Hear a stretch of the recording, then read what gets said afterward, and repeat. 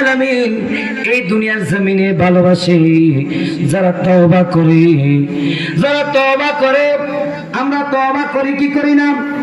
একদল নামাজের পরে সালাম ফিরানোর পর আস্তাগফিরুল্লাহ পড়ে। আমরা সাফরি যারা, আমরা লা ইলাহা ইল্লাল্লাহ পড়ি। লা ইলাহা ইল্লাল্লাহ কেন পড়েন? আমার নবী বলে আফদালুজ যিকরি লা ইলাহা ইল্লাল্লাহ, সর্বোত্তম জিকির হচ্ছে লা ইলাহা ইল্লাল্লাহ। ওয়া আফদালুদ দুআ আলহামদুলিল্লাহ, সর্বশ্রেষ্ঠ দোয়া হচ্ছে আলহামদুলিল্লাহ।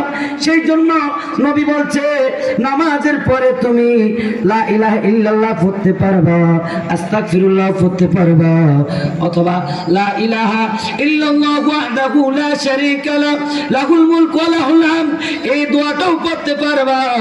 আমরা যারা আকীদা আহলে সুন্নাহর মধ্যে আছি, আমরা শ্রেষ্ঠ জিকির লা ইলাহা ইল্লাল্লাহ করি, লা ইলাহা ইল্লাল্লাহ এই জিকিরটা করি।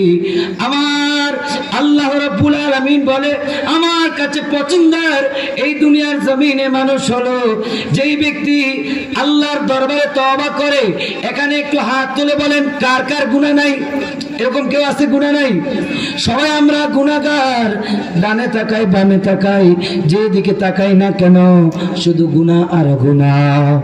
সেই জন্য আমার নবী রাহমাতুল আলামিন, আল আম্বিয়া মাসুম, নবীগণ হচ্ছে নিষ্পাপ।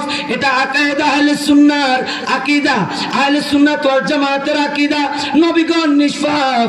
তারপর আমার পূর্ববর্তী আলোচক নবী রাহমাতুল আলামিনের মিলাদ বলে গিয়েছে, শানের সালাত বলে গিয়েছে।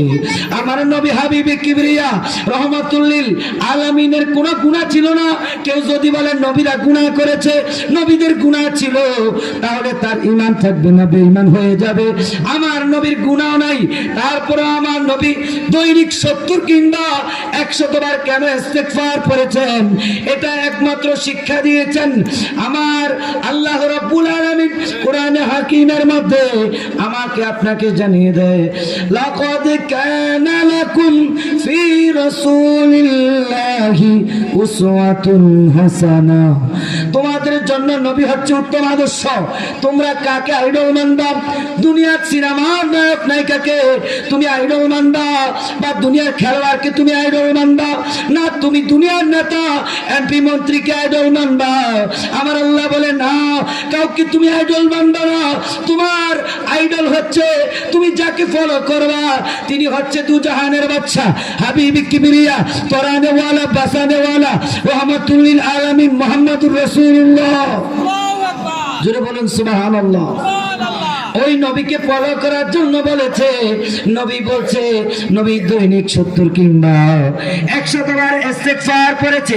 আমার আল্লাহ বলে যারা তওবা করে, যারা তওবা করে, যারা ইস্তেগফার পাঠ করে, আমার আল্লাহ রাব্বুল আলামিন তাদেরকে ভালোবাসে। তওবা করা দরকার আছে না নাই?